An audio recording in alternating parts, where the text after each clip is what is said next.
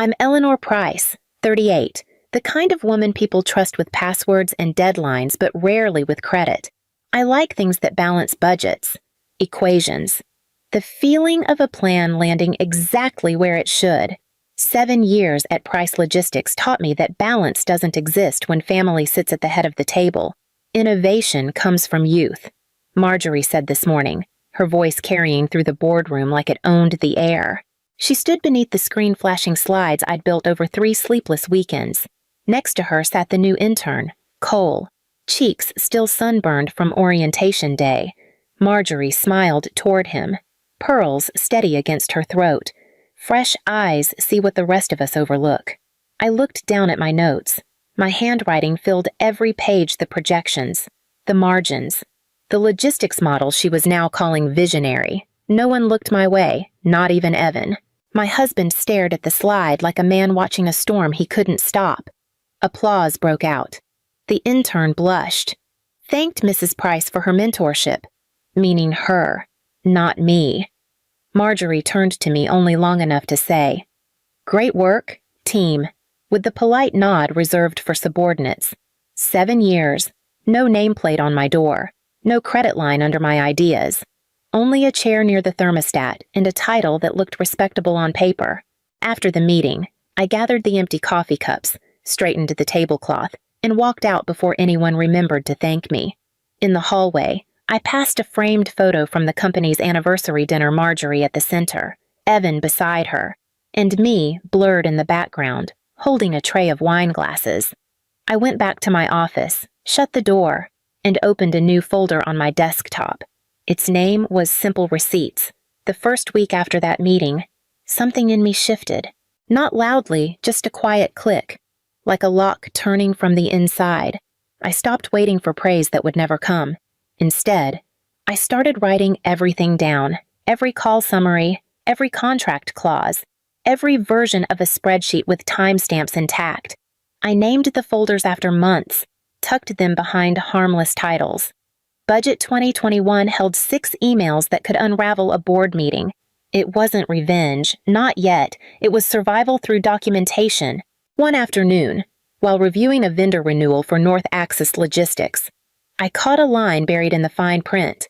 The liaison contact had been left blank, a clerical oversight. I corrected it, typing my full name, Eleanor Price.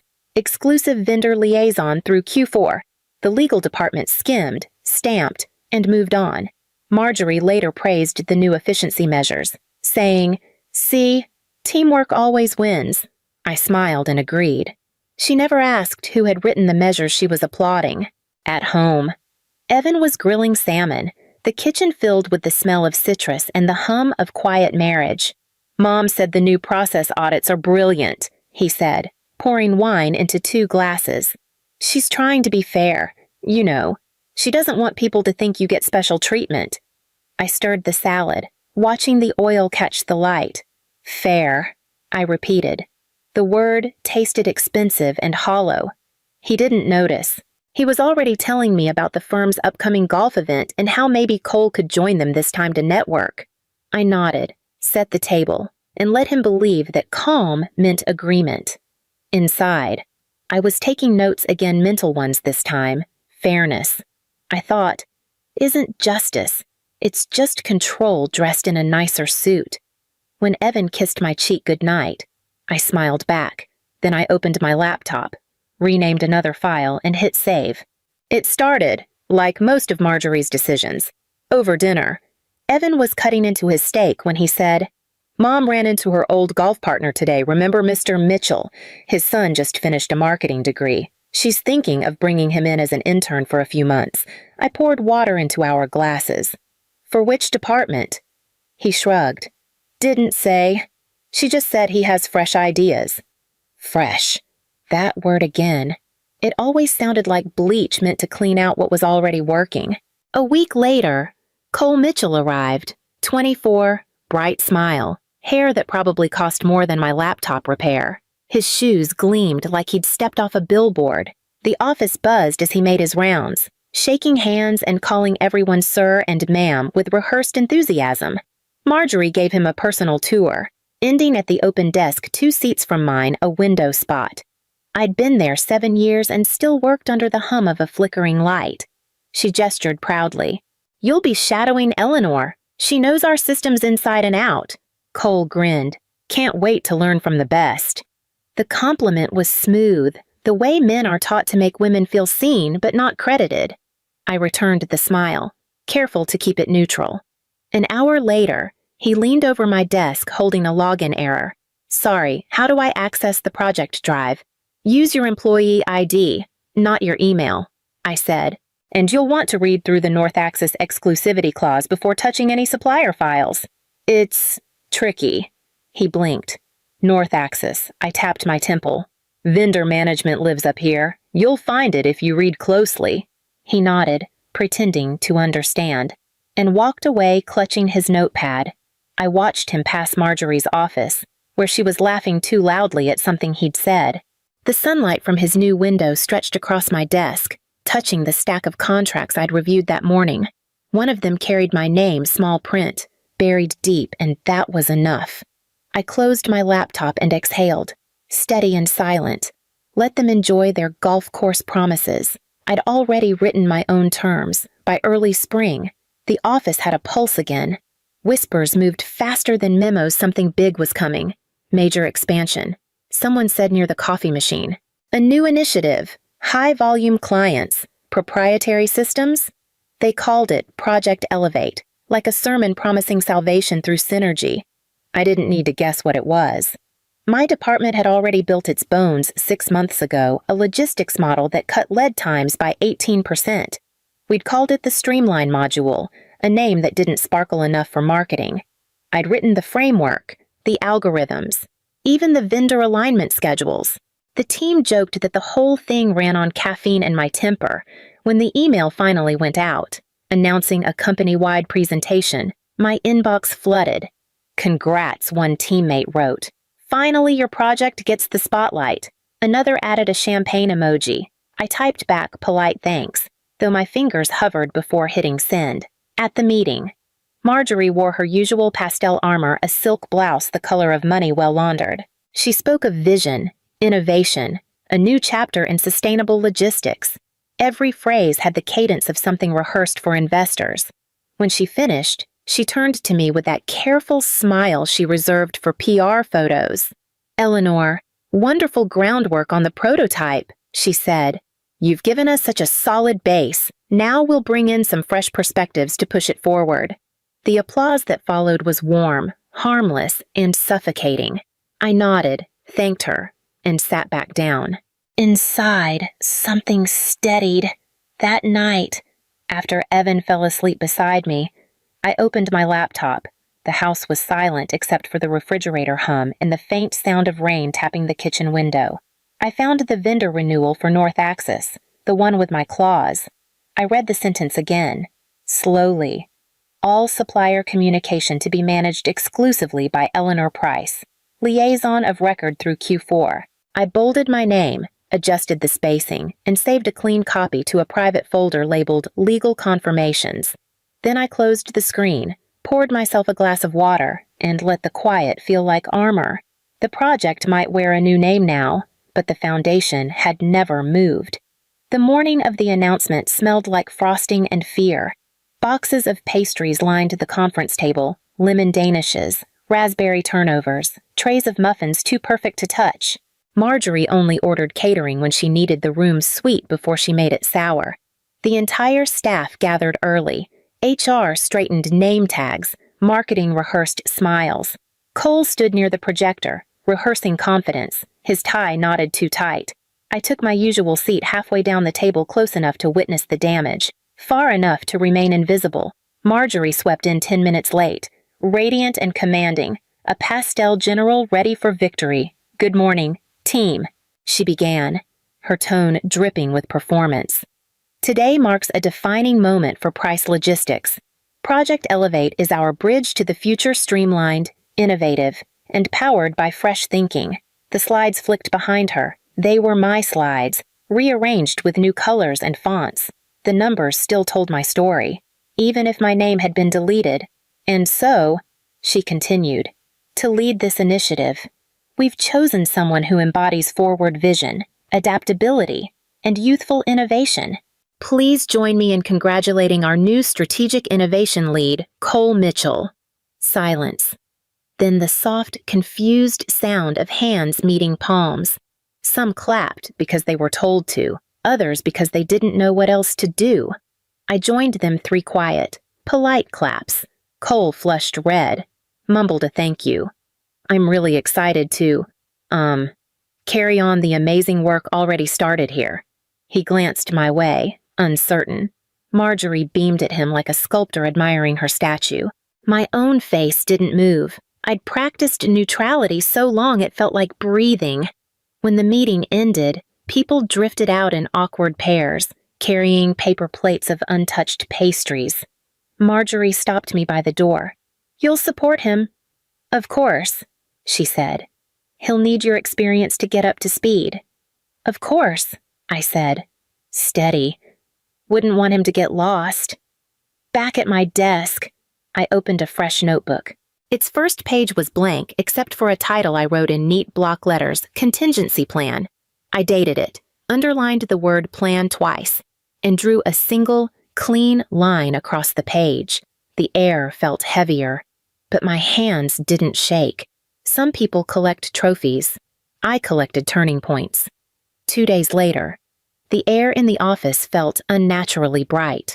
Sunlight poured through the glass walls of Marjorie's corner office, catching every polished surface, every carefully staged award. I knocked once and stepped inside before she could answer. She was on the phone, voice honeyed and rehearsed. Yes. Cole's leading now, fresh energy, big potential. The team's responding beautifully. She looked up, saw me, and pressed a manicured finger in the air, signaling for patience.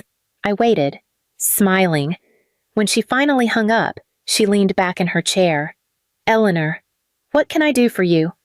I set a white envelope in front of her. This, I said. She raised a brow. Teasing. A love letter. Tell me it's good news. Better, I replied. She slid a nail under the flap, unfolded the single page, and read aloud, her voice faltering halfway through. Eleanor Price. Resign effective 2 weeks from today. She blinked. Once, twice. You're joking. Right? No. A brittle laugh. Come on. You're just upset about the project. Let's be adults here. I am being one. The silence that followed was clean and sharp. Outside her window, a delivery truck beeped as it reversed. Inside, the only sound was the soft paper creasing between her fingers. Marjorie leaned forward, lowering her voice. You're taking this personally. You made it personal, I said evenly. I'm just making it official. Her lips parted, but no words came. I turned to leave. Back at my desk, I opened my email, typed to the vendor list under the heading Notice of Liaison Departure, per Clause 7.2. I read the line twice before sending effective immediately. I am initiating the transition process in accordance with contractual notice requirements. Each message left my outbox like a quiet match flicking into the dark. When I was done, I powered down my computer, placed my badge in the drawer, and looked around the room that had contained 7 years of my life. The walls were blank, the desk cleared. Only the faint smell of pastries from yesterday lingered. Some endings don't echo. They hum, low and steady, like an engine shifting into drive. 2 weeks after I turned in my badge, the first cracks appeared. Small, almost invisible, a missed shipment notice from North Axis. A delay in Fulcrum's invoicing queue. By the end of the week, the cracks were fault lines. Cole sent 3 emails in one morning, each marked urgent. The last one read like panic with punctuation. Hi, Eleanor. Just wondering if you could resend the access credentials for the supplier dashboard. Everything's suddenly restricted. I didn't reply. He wasn't on the authorized list anymore. By Monday, North Axis officially froze their shipments, citing authorization gaps. Procurement tried to override it, but the vendor's legal team copied the clause back to them, my clause stating that any transition required 30 days' notice and written approval. In the conference room, I imagined the scramble Marjorie's voice clipped. the legal director whispering about oversights, someone from finance sweating through their collar. Evan texted late that night. Short and cautious rough day at the office. "You okay?" I typed. "Better than most." Then turned off my phone. By the second week, invoices piled up like snowdrifts. Clients grew restless. During a video call with one of the larger accounts, Cole stammered through a presentation until a client asked a simple question. "So your firm owns the implementation code?" "Correct." Cole froze. "We don't fully own it yet," he said. The room went silent. Someone coughed. The call ended early. Marjorie blamed procurement. Procurement blamed operations. HR sent out a memo about transitional turbulence. Legal said, "We're reviewing the documentation." Everyone had an explanation, except the one that mattered. I watched it unfold from my co-working suite downtown, a calm space with eucalyptus-scented air and wide windows facing the street. My laptop blinked with messages from old colleagues. "Can you talk? Do you have the vendor contact? They're falling apart." I sipped my coffee, slow and steady, and typed nothing back. Sometimes silence isn't absence, it's proof.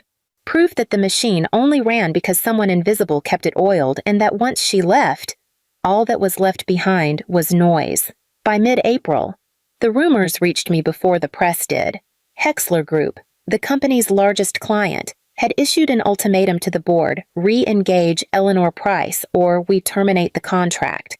The email had circulated through 3 departments before someone finally leaked it. I didn't have to open it to know the tone: precise, polite, and fatal. That evening, I filed the paperwork for my own company, Price Consulting LLC. 1 signature, 1 online payment, and 7 years of work finally had a name that belonged to me. By the next morning, Hexler had signed a direct agreement. Their legal team moved faster than I expected, transferring scope, deliverables, and payment details with surgical efficiency. The retainer hit my account by lunch.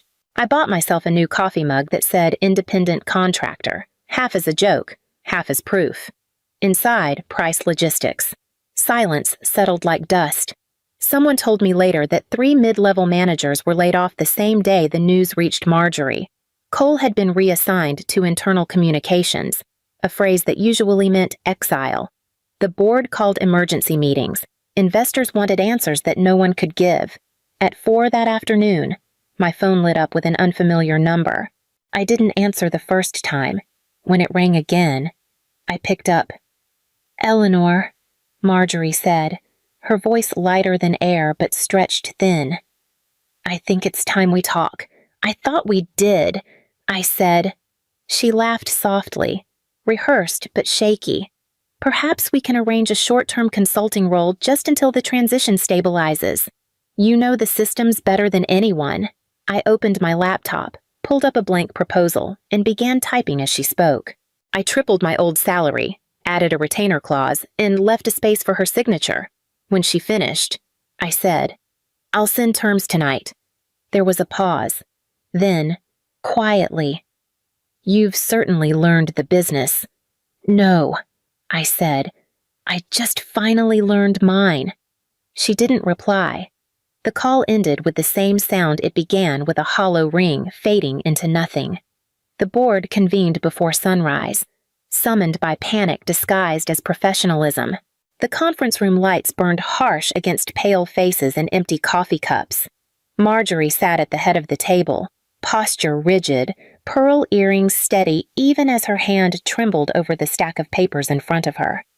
Legal counsel, a woman named Dana Wilcox, sharp and unflinching, stood by the screen displaying a scanned document, my resignation letter.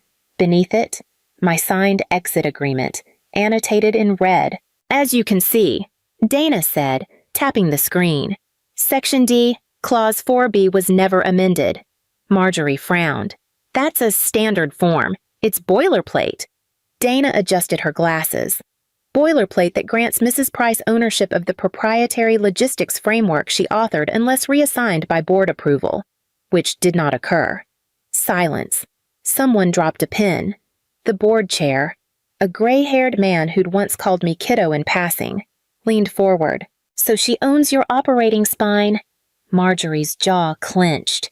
"She's family," she said, as if blood could undo signatures.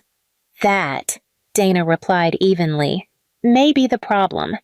Across the table, Cole sat very still, his face pale. His laptop screen glowed faintly. An open email draft titled "Next Steps," without a word. He closed it, unplugged the charger, and slid the computer into his bag. The click of the zipper was louder than anyone's breath. The chair rubbed his temple. "What are our options?" "Negotiate," Dana said. "And fast. She holds the licensing rights to every client module in operation. If she revokes access, you don't have a company and you have a brand with no engine." For a long moment, no one moved. Then, quietly, Marjorie exhaled, the sound brittle and small. Outside, the blinds shifted in the morning light. Inside, the empire she'd built on control was already folding in on itself. 3 months later, the ballroom lights of the Raleigh Grand shimmered off crystal glass and designer fabric. The annual logistics gala had always been Marjorie's territory, a place for handshakes, press photos, and the illusion of legacy. This year, she attended as a guest. I attended as a signature. The air buzzed with champagne laughter and polite ambition. A banner read, "Future Forward Partnerships," though everyone there was really trading survival and sequins. At the far end of the room, a rival firm's CEO slid a contract across the table toward me. The ink gleamed under the chandeliers. A 6-figure retainer for my consulting firm to design their new operations architecture. I read each clause slowly, not out of doubt, but reverence. When I signed, it felt less like victory and more like equilibrium finally restored. Across the room, I caught Marjorie watching. Her posture was still perfect, but the armor had dulled. She looked smaller now, not defeated, just quieter, as if volume had finally cost her too much. A few executives hovered near her, offering sympathy disguised as conversation. She smiled through it, the way I once had. The waiter refilled my glass. My reflection shimmered in the golden rim, tired, older, content. A man from Hexler clinked his drink against mine, congratulating me on the new deal. "To new ventures," he said. I smiled, lifted my glass slightly higher, and answered, "To clean beginnings." As the music swelled, I stepped away from the table, the contract tucked neatly in my bag. Outside, the city hummed under the warm Carolina night. The air smelled of rain and asphalt and everything that comes after rebuilding. No confetti, no applause, just the quiet satisfaction of starting over. This time with my name on the door.